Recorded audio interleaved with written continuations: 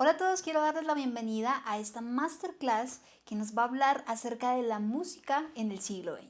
Quiero que listes tu cuaderno de apuntes porque estaremos dando datos súper importantes de todo lo que sucedió en esta música que afectó actualmente a la música que tú escuchas. Es muy importante que sepas que voy a abarcar primero que todo la música clásica o la música antigua del siglo XX y luego vamos a hablar acerca de la música del siglo XX pero en la modernidad. Así que sin más preámbulos, vamos a comenzar.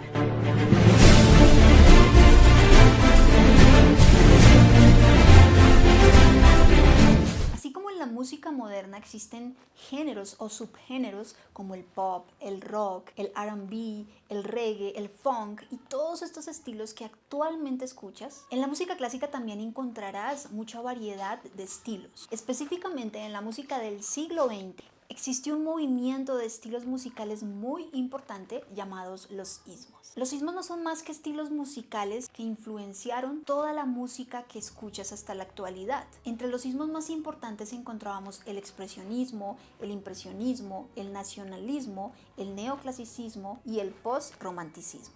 Por supuesto existen muchísimos más, pero en esta sesión nos vamos a centrar 100% en lo que fueron estos 5 ismos que fueron para mi criterio los estilos musicales más importantes que por supuesto han influenciado nuestra música en los estilos que escuchamos actualmente. Por supuesto existen muchísimos compositores de cada uno de estos estilos, por lo tanto lo que voy a hacer es solamente citarte algunos de ellos y lo que voy a hacer también es colocarte algunas de las piezas musicales más comunes para ver si esto de pronto despierta en ti esa memoria de cosas que has escuchado en tu cotidianidad y de pronto jamás te has percatado de que tiene que ver con esta época y mucho menos con estos compositores. Otra cosa súper importante que quiero que sepas es que los compositores que te estaré citando no son 100% de algún estilo definido, ya que algunos de ellos hacían parte de muchos de estos ismos.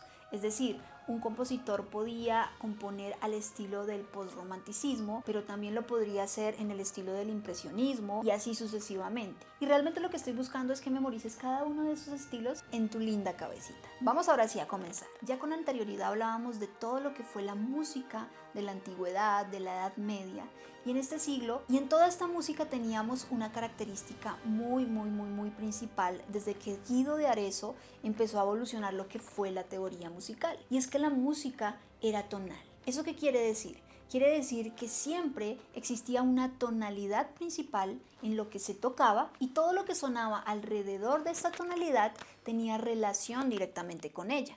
Es decir, para que lo entiendas mejor, si lo traemos a una canción moderna, cuando tú escuchas una canción que te gusta es porque existe una tonalidad definida. Vamos a suponer que esa tonalidad es do mayor. Esa tonalidad es la que va a mandar 100% en lo que suene de ahí en adelante. Las otras notas que hacen parte de esa tonalidad simplemente lo que van a hacer es acompañar esta tonalidad principal para que todo suene armonioso. Sé que no es tan fácil de entender, sin embargo, a medida que pasas en el aprendizaje teórico, entiendes cada vez más este concepto. Lo que tenemos que saber es que en la música clásica del siglo XX, esta tonalidad o esta sincronía o esta armoniosidad que había en la música que hacía que sonara como todo encajado, se perdió un poco porque empezó a surgir lo que se denomina la atonalidad. La atonalidad es lo contrario a lo que es tonal. Eso significa que ya no había un centro tonal o una tonalidad definida dentro de lo que se tocaba y que no necesariamente lo que sonaba alrededor de ese tono principal era armonioso. Sé que tal vez en tu cabeza estás imaginándote un desastre musical. Hola, 1, 2, 3.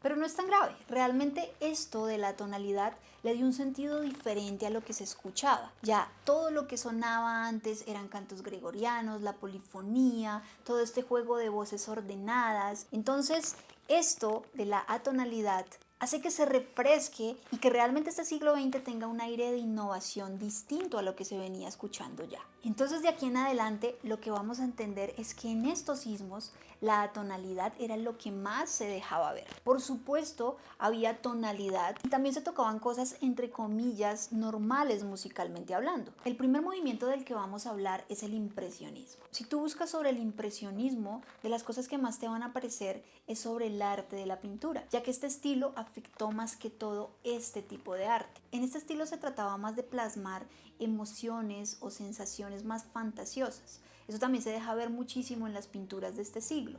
Veíamos paisajes, muchísimo color, se jugaba mucho con las luces. Por supuesto, todo esto afecta también al estilo musical. Entonces también las composiciones eran muchísimo más fantasiosas. Este movimiento nace en Francia y se caracteriza por romper muchas de las normas musicales que ya venían de siglos anteriores. Uno de los compositores más representativos de este estilo es Debussy. Muchos lo pronuncian Debussy, pero es una manera incorrecta de pronunciar este nombre. Él compuso esto.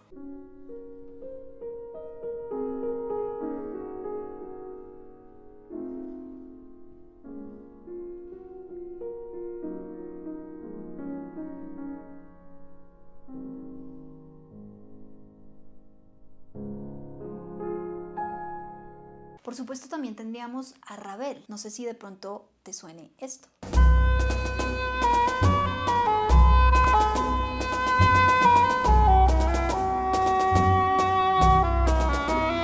Vamos a hablar ahora del expresionismo. Este es uno de los estilos en el que más vamos a poder encontrar eso de lo que te hablaba acerca de la atonalidad, ya que muchos de los compositores de este estilo empezaron a experimentar con nuevas sonoridades y en sí lo que hicieron fue romper con la mayoría de reglas que ya venían impuestas desde la teoría musical con el famosísimo Guido de Arezzo. El expresionista más famoso de este estilo fue Schönberg.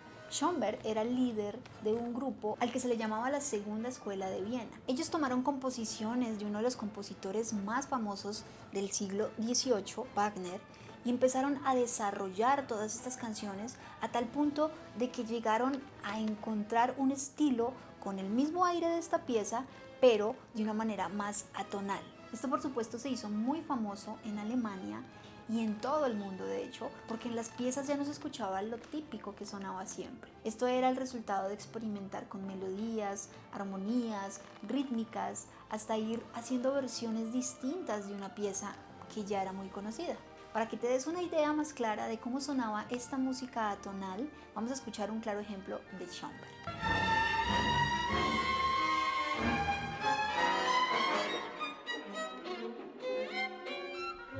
Este compositor Schönberg también fue conocido por algo a lo que se le llamó el dodecafonismo. ¿Esto qué era? Consistía en que tú tomabas una nota inicial, por ejemplo un do, teniendo ese do como nota principal tenías que pasar por el resto de las 11 notas que te quedaban. Por supuesto te iban a salir bemoles o sostenidos y nuevamente hasta no tocar esas 11 notas no podías llegar a esa nota inicial que era do.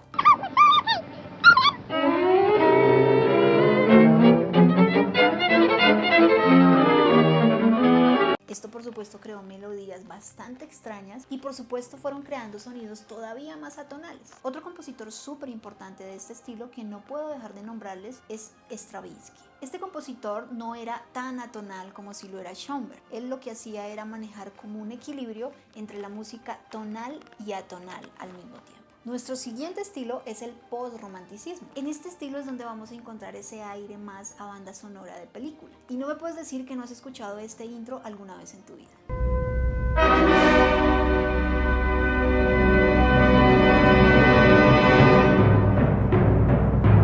Vamos con el siguiente ismo, que es el nacionalismo. Este estilo o esta corriente musical lo que buscaba era conservar la música de cada nación. La teoría musical para este momento avanzaba cada vez más, lo que les permitía a ellos poder hacer transcripciones de sus piezas, de la pieza musical de cada país y poderlas guardar para poder conservar esto como un patrimonio especial de cada país. Y aparte de todo a esto se le sumó un invento increíble que fue como el que le dio una puerta de entrada a todo lo que es la tecnología de hoy en día. Estoy hablándoles del fonógrafo. Un invento súper importante para la música que fue inventado por Thomas Alva Edison. Este fue el primer aparato con el que podíamos grabar música. Eso significó algo súper importante porque lo que podían hacer era ya guardar un registro no solamente escrito de una pieza musical, sino aparte de todo poder grabar un audio, por supuesto que no sonaba muy bien, pero servía para poder recordar esas melodías por muchos años. Estos son los compositores más representativos de esta época.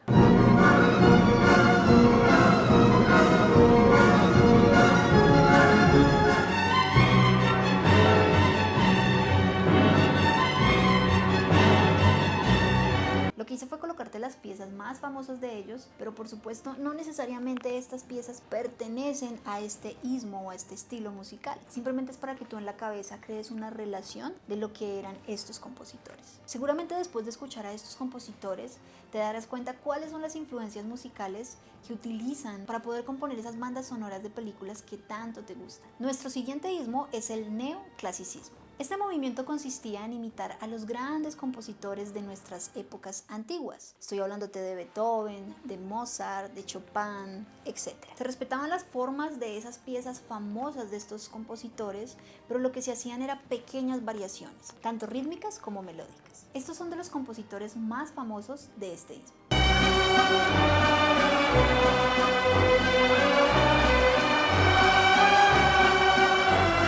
Por supuesto, como te decía, existieron muchísimos más ismos, como por ejemplo el primitivismo, el microtonalismo, el modernismo, entre otros. Esto que te hablé no es en totalidad el siglo XX de la música clásica. Por supuesto, este solamente es como el comienzo de toda esta música. Lo que ocurre después de esto es la aparición de nuevas tecnologías que permiten que los músicos y compositores experimenten cada vez más, generando nuevas sonoridades y nuevos estilos. De hecho, muchos de ellos empezaban como a rayar en la locura, creando algunos de estos experimentos. Te tengo 3 ejemplos de ellos. El primero fue Ligeti. En 1963 experimentó con un poema al que le llamó Poema Sinfónico para 100 metrónomos. Ligeti tomó 100 metrónomos de esos antiguos que tenían como una especie de péndulo, los colocó en diferentes velocidades y los colocó a sonar al tiempo.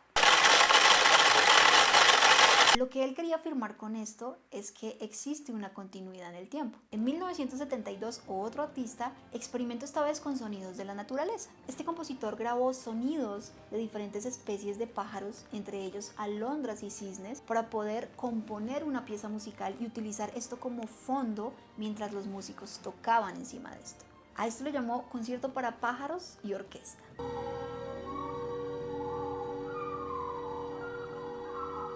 Nuestro último ejemplo lo encontramos en 1952 con un compositor llamado John Cage, que compuso una obra a la que la llamó 4:33. Este nombre se debía a que eran 4 minutos 33 segundos de nada, es decir, de silencio absoluto. Esta pieza tenía 3 movimientos. Cage tenía en la cabeza componer una obra enteramente silenciosa. Sin embargo, en su último experimento, que fue en una cámara anecoica, esta cámara era un espacio diseñado para que no entrara sonido. El compositor llegó a la conclusión de que no existía el silencio absoluto, ya que lo único que sentía que sonaba eran 2 cosas: su sistema nervioso y su sistema circulatorio sonando al mismo tiempo. Lo que más se sentía eran los latidos del corazón. Todo esto nos adentra en lo que es la música moderna del siglo XX. Por supuesto, la música clásica jamás muere y por el contrario lo que hace es seguir evolucionando, a tal punto de que hoy en día no podemos dejar, así quisiéramos, de escucharla en todos lados. Si piensas en películas o en videojuegos o en propagandas,